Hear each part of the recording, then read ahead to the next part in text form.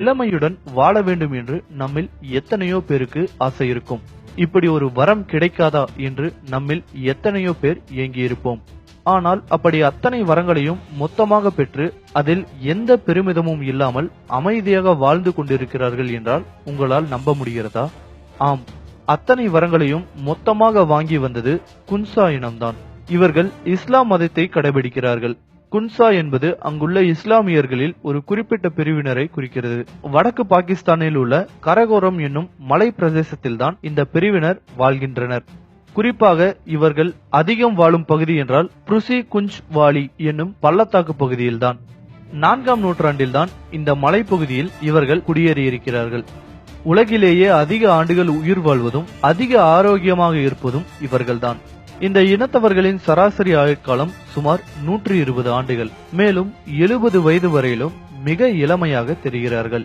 இந்த இனத்தில் ஒருவருக்கு கூட இதுவரையிலும் கேன்சர் போன்ற எந்த ஒரு கொடிய நோயும் வந்தது கிடையாது. பொதுவாக பெண்களுக்கு 45 முதல் 55 வயதிற்குள் மாதவிலக்கு முற்றிலுமாக நின்றுவிடும்.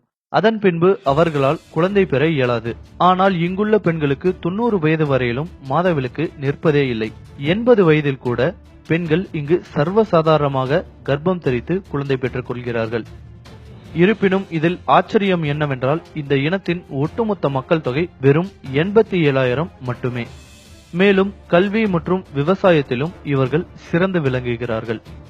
இம்மக்கள் புசாஸ்கி என்னும் ஒரு வட்டார மொழியை பேசுகிறார்கள். இவர்கள் தங்களை அலெக்சாண்டரின் பரம்பரையில் இருந்து வந்தவர்கள் என்று நம்புகிறார்கள். இந்த மக்களின் வாழ்க்கை முறையை பற்றி இப்போது பார்க்கலாம். இவர்கள் பெரும்பாலும் சைவ உணவுகளை மட்டுமே சாப்பிடுகிறார்கள். அசைவ உணவுகளில் முட்டையை மட்டுமே எடுத்துக்கொள்கிறார்கள். காய்கறிகள், பழங்கள், பால், முட்டை, தானியங்கள், வால்நட் போன்ற உலர் பழங்கள் ஆகியவற்றை சமைக்காமல் அப்படியே பச்சையாக சாப்பிடுகிறார்கள். வால்நட் இவர்களின் பிரதான உணவாக இருக்கிறது. வால்நட்டில் வைட்டமின் B17 அதிகமாக இருப்பதால் அது புற்றுநோய் வராமல் பாதுகாக்கிறது.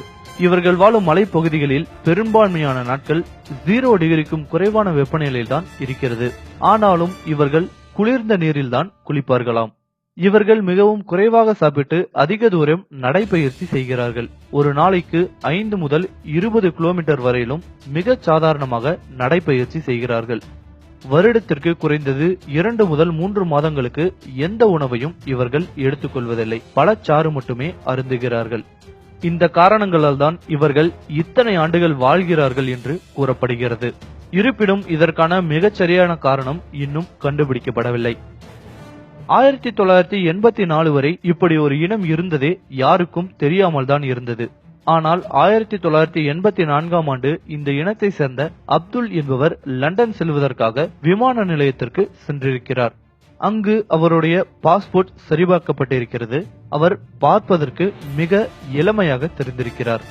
ஆனால் விமான நிலையத்தில் பணியாற்றியவர்கள் அவருடைய பாஸ்போர்ட்டை பார்த்து நெஞ்சில் கை வைத்து அதிர்ந்து போனார்களாம். ஏனென்றால் பார்ப்பதற்கு இளமையாக தெரிந்த அவரது பிறந்த ஆண்டு 1832. இந்த சம்பவம் நடந்தது 1984. அந்த இளைஞரின் வயது அப்போது 152. வாயை பிளக்காது.